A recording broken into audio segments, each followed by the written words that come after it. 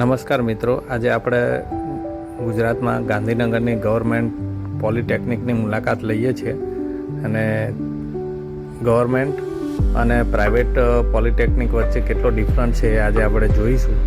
અહીંયાનું housekeeping, મેદાન અને અલગ અલગ એના બિલ્ડિંગમાં શું એક્ટિવિટી છે એ પણ આપણે જે જાણીશું અને જોઈએ પ્રાઇવેટ અને ગવર્મેન્ટ પોલિટેકનિક કે ગવર્મેન્ટ કોલેજો વચ્ચે કેટલો ડિફરન્ટ મોટો હોય છે અને જેના કારણે સ્ટુડન્ટો મોસ્ટલી પ્રાઇવેટમાં ભણવાનું પસંદ કરે છે. ફેકલ્ટી તો સારા જ હોય છે, પણ જે બેઝિક રિક્વાયરમેન્ટ હોય છે સ્ટુડન્ટોની એ સ્ટુડન્ટોને મળતી ના હોવાથી એ લોકો અલગ પ્રાઇવેટ કોલેજમાં ભણવાનું પસંદ કરતા હોય છે. હવે અહીંયા જો આ હાઉસકીપિંગની એક ઉણપ છે. છોકરાઓને ભણતા બી હાઉસકીપિંગ એવું હોવાથી ત્યાં મન લાગે નહીં. પાણીની કોઈ વ્યવસ્થા નથી. આ જો પાણીની વ્યવસ્થા તમે જો ટોયલેટ બાથરૂમ આટલા 1500-2000 સ્ટુડન્ટો વચ્ચે 2 મૂતરડી છે અને 2 ટોયલેટ છે. એ બી પાણી 24 કલાક આ રીતે વહેતું રહે છે. જો એને કોઈ જોનારું નથી. હાઉસકીપિંગ, ક્લિનિંગ નથી, ક્લિનિંગનો અભાવ છે. સ્ટુડન્ટોને કોઈ કેર કરનારું કોઈ ફેકલ્ટી અહીંયા દેખાતા નથી. તમે જો આખી બિલ્ડિંગ સુમસામ છે. અત્યારે 11 વાગે છે પણ કોઈ જોવા મળતું નથી. થોડો ઘણો સ્ટાફ હશે પણ બીજું કોઈ છે નહીં. સ્ટુડન્ટો આટલી જગ્યાઓ ગવર્મેન્ટ પોલિટેકનિકમાં મળતી નથી, તેમ છતાં સ્ટુડન્ટોની હાલત આવી છે. લેબ એકદમ કફોડી હાલતમાં જોવા મળી રહ્યું છે. કોઈ પણ વર્ષોથી એક બી એક્સપેરિમેન્ટ ના થયો હોય અહીંયા, એ સ્ટુડન્ટોને ભણાવવામાં ના આવ્યા હોય એવી સ્થિતિ છે. ક્લાસોમાં અને રૂમોમાં જો તમે એકદમ ધૂળ જામેલી છે. જૂની બધી ફેસિલિટી જે લેબ એક્ટિવિટી બતાવવામાં આવે છે જે બંધ પડી છે, અમુક કાટ ખાઈ ગઈ છે, જે એક્સપાયર્ડ બી થઈ ગઈ છે. અત્યારે અપડેટેડ કોઈ બી એવી અહીંયા લેબ ટેકનિશિયન તરીકેની જે હોવી જોઈએ છે નહીં. બહારની બિલ્ડિંગ જુઓ તો એકદમ ક્લિનિંગ વગરનું છે, કોઈ જોનારું છે નહીં.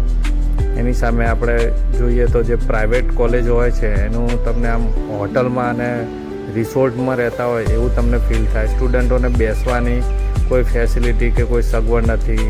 મેદાનો ખુલ્લા છે પણ ગાર્ડનિંગ નથી ટ્રી, જ્યાં ત્યાં ઝાડ ઉગેલા છે. બિલ્ડિંગોની હાલત એવી છે જ્યારે ભંગાર પડ્યું હોય એ રીતની હોય છે. આટલું મોટું ઇન્ફ્રાસ્ટ્રક્ચર હોવા છતાં એને મેન્ટેન કરનારું કોઈ નથી.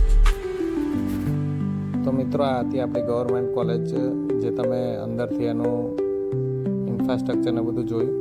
આ ગાર્ડનિંગ ને બધી અભાવ છે. થોડી પ્રોપર આમ એનો લુકઆઉટ આપે અને સ્ટુડન્ટોને ભણવા આવવા માટેની એન્વાયરમેન્ટ આપે તો સરસ બની શકે એવું છે. તો ચલો આગળના નેક્સ્ટ વિડીયો મળીએ. જય હિન્દ, જય ભારત.